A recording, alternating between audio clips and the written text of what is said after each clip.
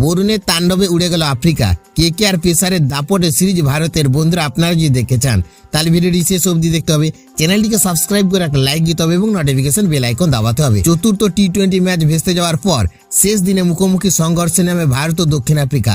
লক্ষ্য ছিল দুই দলেরই এক শেষ ম্যাচ জিতে সিরিজ নিজেদের দখলে নেওয়া। তবে সেই হাই ভোল্টেজ লড়াইয়ে শেষ হাসি আসলো সূর্যকুমার যাদবের ভারতীয় দল।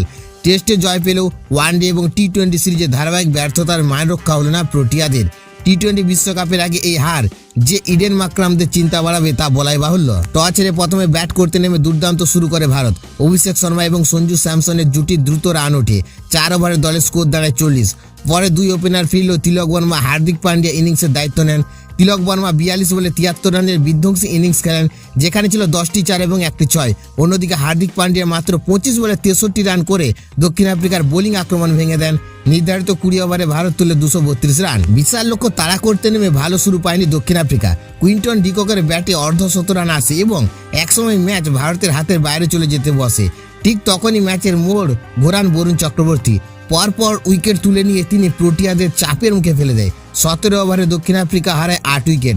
শেষ পর্যন্ত 20 ওভারে 201 রানে থামে তাদের ইনিংস। 30 রানের জয়ের ম্যাচ এবং সিরিজ দুটোই ঘরে তোলে ভারত।